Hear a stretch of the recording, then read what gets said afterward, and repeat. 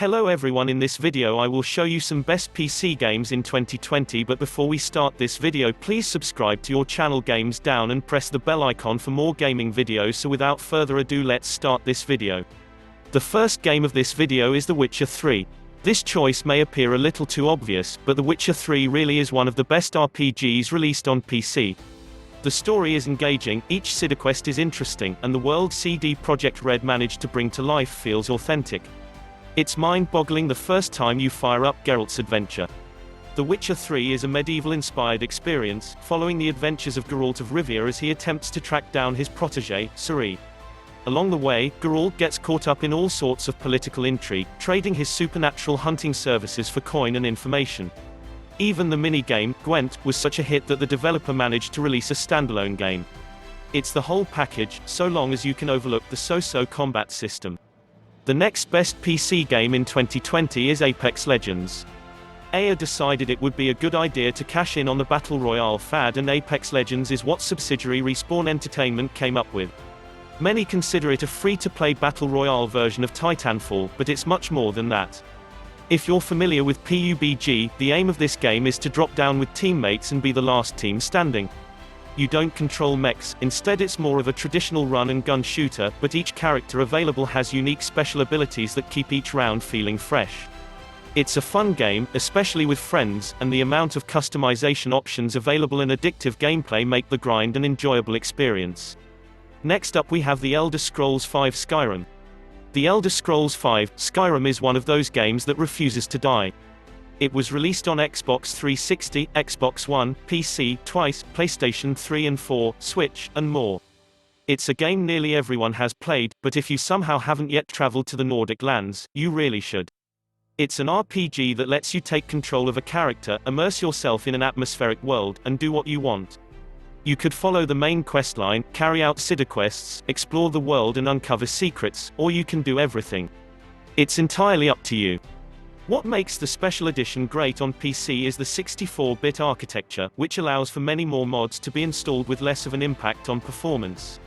There are some killer mods out there for Skyrim that add new lands, quests, items, weapons, perks, and some even overhaul mechanics altogether. Number 4 we have Forza Horizon 4. Forza Horizon is a series many follow for its addictive racing gameplay and online features to foster a virtual petrolhead community. The latest installment in the series is a cracking entry, sporting a huge open world based in Scotland. It's everything Forza Horizon 3 was and more. You'll be able to race around in your favorite vehicles, destroy most of the environment and enjoy the experience of driving in multiple seasons, all in glorious fun. Next up we have Rainbow Six Siege. Ubisoft continues to release updates for Tom Clancy's Rainbow Six Siege tactical shooter, providing players with yet more content to dive through.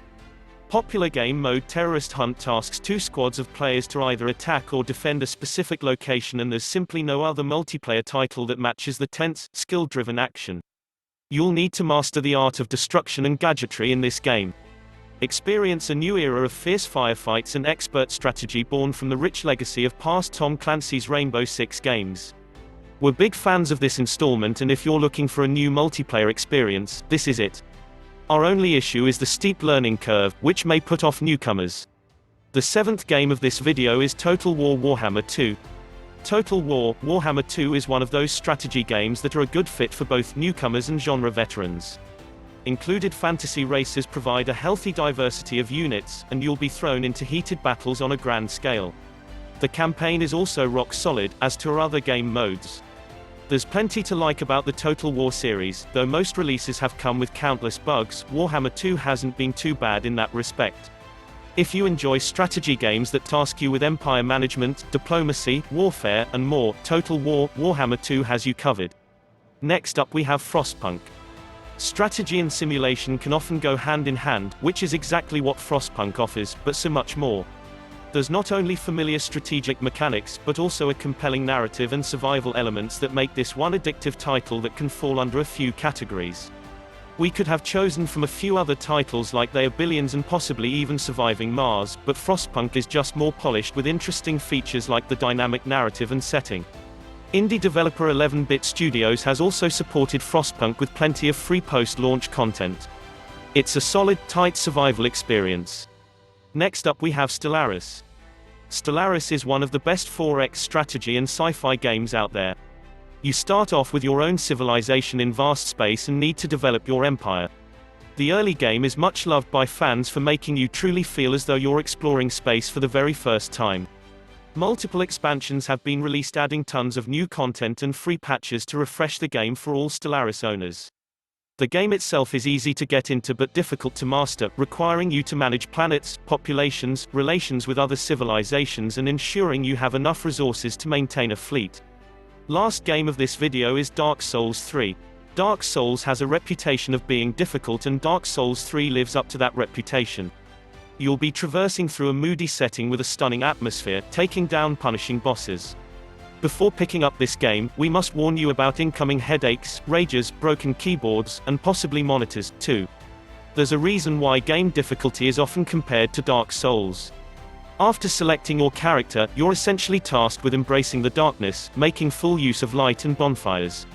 The overall story is considered to be fairly open to interpretation, so you go be that stealthy bandit or raging warrior as you tackle anything that stands in your way. So that's it guys, like this video and subscribe to your channel Games Down and press the bell icon for more gaming videos.